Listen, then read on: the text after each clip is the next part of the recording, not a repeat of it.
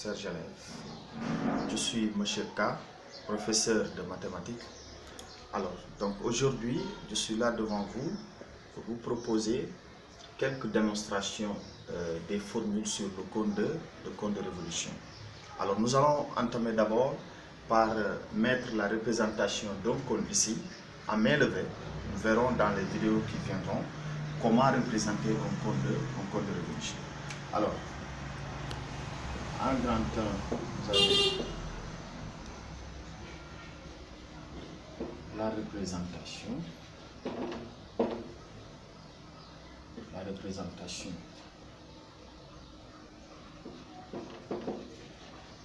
du cône.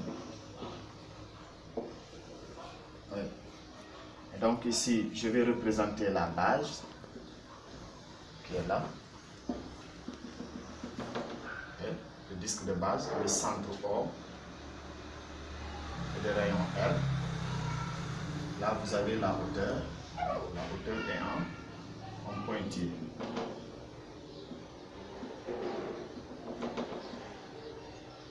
Donc là, c'est le sommet.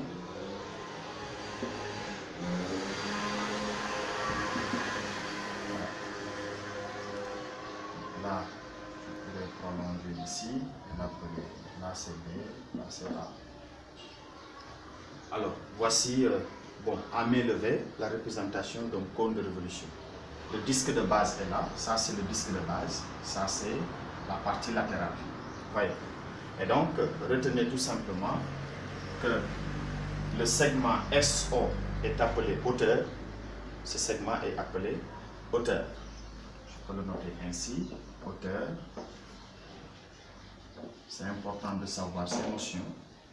Là, c'est le sommet. S, c'est le sommet du cône. C'est le sommet du cône. Et le segment SA, de même que le segment SB, sont appelés génératrices.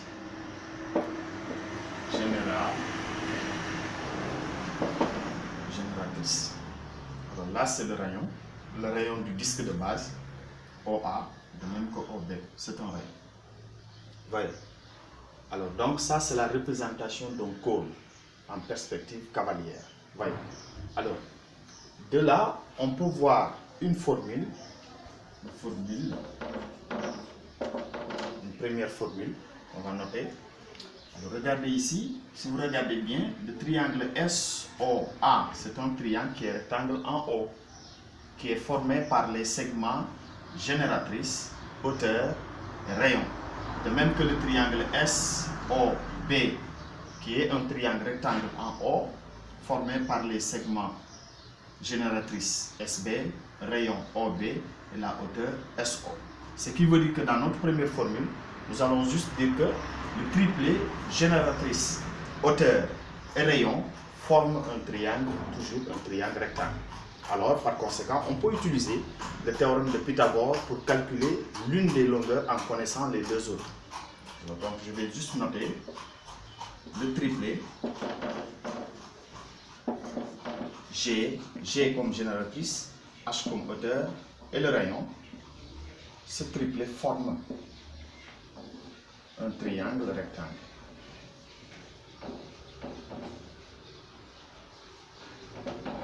Un triangle rectangle.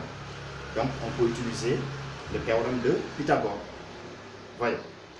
Alors, donc, le théorème de Pythagore est là. On peut utiliser G comme génératrice, qui est égale à l'hypoténuse. L'hypoténuse au carré est égale à la somme des carrés des deux autres côtés qui forment l'angle droit. Voyez. Donc, G au carré égale H au carré plus R au carré. Voici une première formule qu'il faut retenir.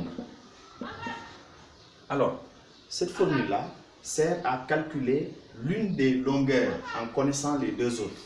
Dans un exercice, par exemple, si on vous donne la hauteur et le rayon, on vous demande la génératrice, on peut passer par cette formule-là pour calculer la génératrice. On peut vous donner aussi la génératrice et la hauteur. En vous demandant le rayon, vous passez par cette formule pour calculer le rayon. Voyez, etc., etc. Alors, voici une première formule que vous devez retenir sur les cônes. Alors, en grande 2 maintenant, nous allons voir le patron du cône. Et dans cette partie-là, nous essaierons d'étudier les types de formules qu'on peut avoir. Donc là, j'ai grande 2, patron. Patron du cône. Alors, voici le patron du cône. Alors, le patron du cône, c'est-à-dire le cône qui est là, je le représente en perspective cavalière comme ça.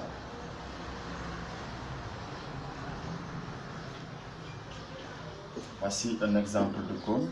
C'est le S, là, voilà, là c'est le rayon, la hauteur, la génératrice. Alors, c'est le développement de ce cône-là que je veux représenter ici. Alors, pour le faire, on commence d'abord par tracer la génératrice. La génératrice, elle est là. Une des génératrices, SA. Voyez, on vous donnera toujours l'angle de développement, c'est-à-dire cet angle-là, qui lie les deux génératrices-là, comme ça. Cet angle-là, que je vais noter par alpha. Et donc là, c'est SB. SB aussi, c'est une génératrice. Donc, on relie A et B, c'est un arc. L'arc AB est là. Alors, ce secteur circulaire est appelé aire latérale, correspond toujours à l'aire latérale. Alors, donc je disais tantôt, là vous avez l'angle alpha, c'est l'angle de développement. Alors, ce secteur circulaire-là correspond à l'aire latérale, que je vais noter par AL, ce secteur circulaire. Alors, le disque de base est représenté ici avec son rayon. Je vais représenter comme ça. Voilà, le centre O. Alors, retenez ici que, en première position, ce secteur circulaire que je disais tantôt, le secteur circulaire là, d'angle alpha, le secteur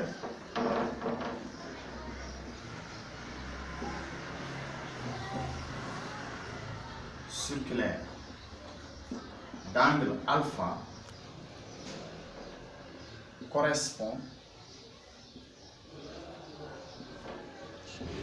à l'aire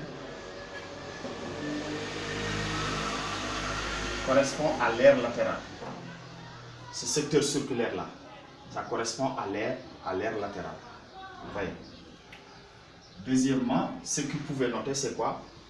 Le segment SA. Le segment SA, c'est la génératrice. Le segment SA est la génératrice.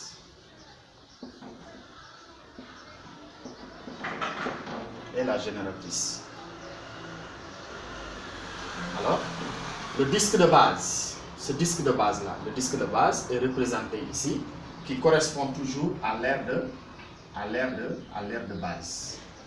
Le disque de base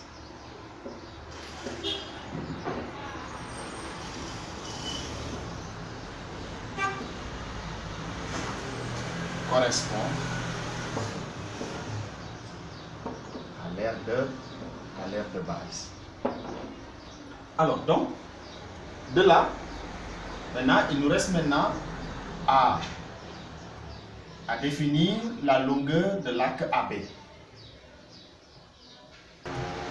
Alors, donc, la longueur de cet arc-là, la longueur de l'arc AB, correspond toujours à la circonférence du disque de base. Toujours, je vais le noter ici. La longueur de l'arc AB correspond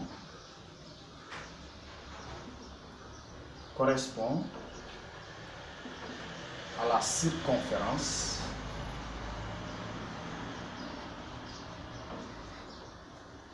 circonférence du disque de base.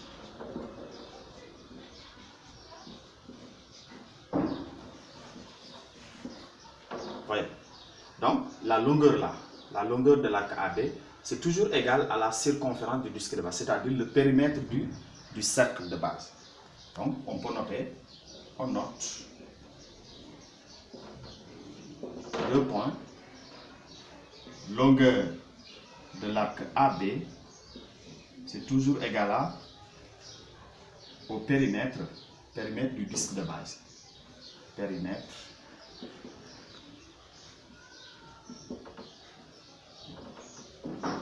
du disque de base.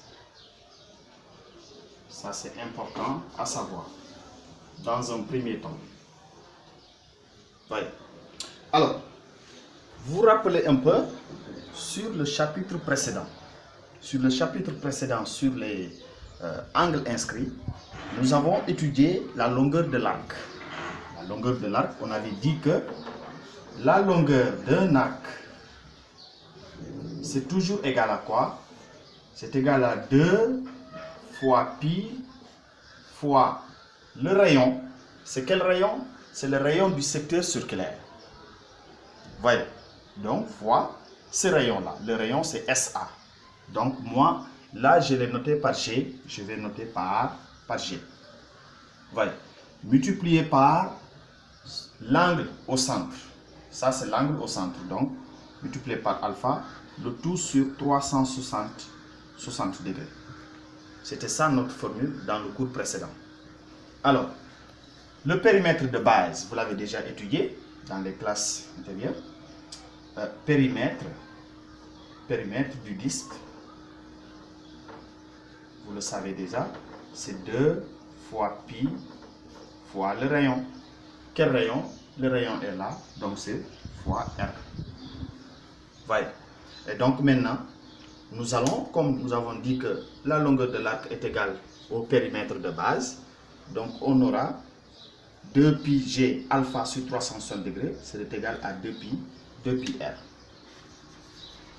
Donc, j'aurai 2 pi, je remplace 2 pi G alpha sur 360 degrés, c'est égal à 2 pi R. J'ai partout 2 pi, je peux simplifier partout par 2 pi. Voyez. Et donc, en simplifiant partout par 2 pi, je me retrouve avec G alpha sur 360 degrés est égal à R. C'est R qui reste ici. G est au numérateur. Quand je le transpose, il sera au dénominateur.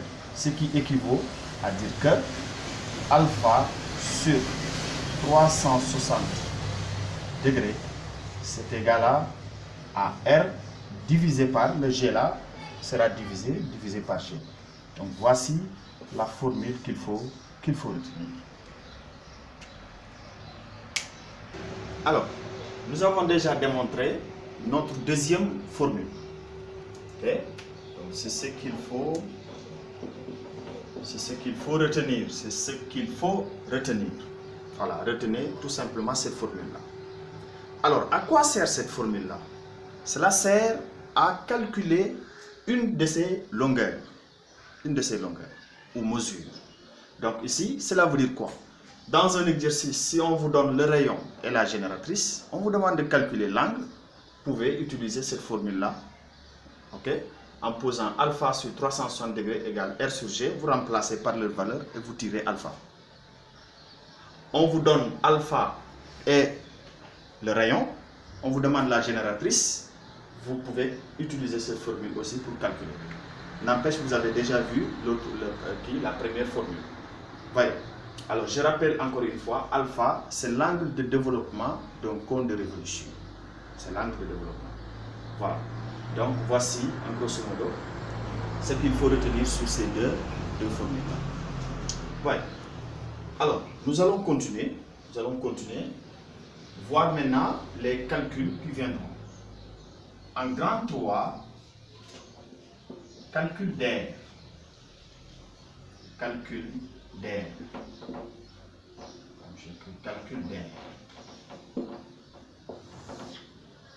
Je peux mettre R en S parce qu'il y a beaucoup d'air qu'il faut calculer. D'abord, vous avez l'air d'un cône, l'air total. Air total, que je vais noter par AT, R total d'un cône, c'est toujours égal à l'aire latérale plus l'aire de base. R total d'un cône est égal à l'aire latérale plus l'aire de base. Alors, que signifie R latéral? R latéral signifie tout simplement l'aire de la partie extérieure du cône. La partie extérieure du cône est utilisée et est appelée R latéral. C'est différent avec l'aire de base qui est l'aire du disque de base. Voyez. Donc ici, nous allons commencer d'abord par démontrer la formule de l'aire latérale, puis revenir sur l'aire de base. Alors, calculons l'aire latérale, le AR. Alors, regardez ici, sur le cône, sur le patron du cône que j'avais tracé tout à l'heure.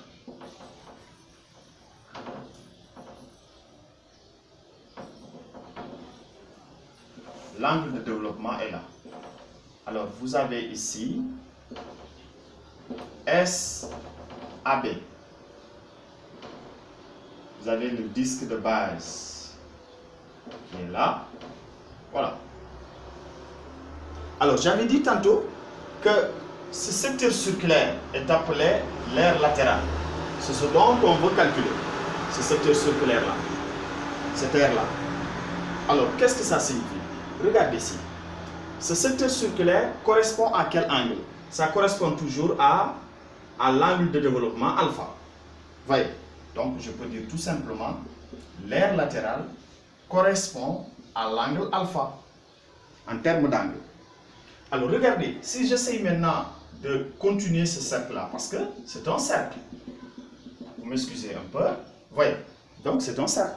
En considérant le cercle entier des rayons, le rayon c'est quoi ici? C'est la génératrice. Vous êtes d'accord avec moi? Alors, en considérant ce secteur circulaire-là, ça c'est quoi? Ça c'est l'aire du disque. L'aire de ce cercle-là, du disque-là. Voyez. Alors, donc, j'aurai l'aire, cette aire-là, c'est quoi? L'aire d'un cercle, on l'avait vu dans les classes précédentes. L'aire d'un cercle, c'est toujours pi r carré. Mais le r ici, c'est quoi? Le r ici, c'est le g. Donc, je pourrais dire tout simplement que remplacer par pi g carré. C'est ça, l'aire du cercle entier. Voyez. Donc, l'aire du cercle entier, qui est pi g carré, correspond à quel angle? Quel est l'angle qui correspond à un cercle entier? Un cercle entier, son angle c'est quoi? C'est 360 degrés. Donc je dirais que ça correspond à 360 degrés. Alors de là, nous pouvons faire ce qu'on appelle la règle de 3. Produit des moyens égale produit des extrêmes pour tirer notre formule sur l'aire latérale. En faisant quoi? En faisant ceci. Donc, équivaut à dire que R latéral multiplié par 360 degrés serait égal à quoi? À pi g carré multiplié par alpha. Alors, je peux tirer l'aire latérale ici. L'aire latérale égale pi g carré fois alpha sur 360 degrés. Voyez, on peut même continuer encore en disant que l'aire latérale c'est égal à combien? Je peux marquer ceci en mettant pi g carré multiplié par alpha sur 360 degrés. Alors, comme c'est une multiplication, je peux considérer le dénominateur là pour le alpha tout simplement. Voilà. Alors, donc ici, rappelez-vous, or. Je marque ici mon or. Qu'est-ce qu'on avait dit dans la formule précédente? On avait dit que alpha sur 360 degrés est égal à combien? R sur G. Donc je vais mettre or. Alpha sur 360 degrés, c'est égal à R sur G. Donc je peux remplacer alpha sur 360 degrés par R sur G. Voilà, donc je dirais que c'est pi G carré multiplié par R sur G. G au carré au numérateur et G au dénominateur. Je peux procéder par simplification, je simplifie partout par G. Donc je me retrouve avec pi, il n'y a qu'un seul G qui va rester ici, pi G R, pi multiplié par G multiplié par R. Voyez bien. Et donc, on peut définitivement écrire R latéral égale pi R G. Donc voici la formule de l'aire latérale. C'est ce qu'il faut retenir. Alors, nous avons déjà déterminé l'aire latérale qui est égale à pi RG. J'espère que vous avez bien compris le procédé. Alors, maintenant on détermine l'aire de base. L'aire de base c'est facile. C'est l'aire du disque de base. L'aire d'un disque, vous l'avez déjà appris, l'aire d'un disque c'est toujours égal à quoi? À pi R. R c'est son rayon, le rayon du disque. Pi R carré. Voilà. Et donc, ce qui nous fait R total serait égal à quoi? On remplace l'aire latérale par sa valeur. J'aurai pi R G plus l'aire de base, c'est pi R carré. Alors, vous pouvez factoriser partout par pi R. On se retrouve avec pi R facteur de G plus R. Voilà. Vous avez R total égal à ceci. Alors, donc l'aire totale, je disais tantôt, c'est pi R facteur de G plus R. Alors, en définitive, on termine par le volume. Quatrièmement, volume. Volume d'un cône, je le note comme ça, V égale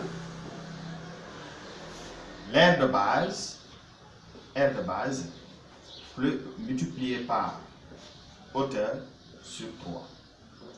Ça, c'est facile à retenir. R de base multiplié par hauteur.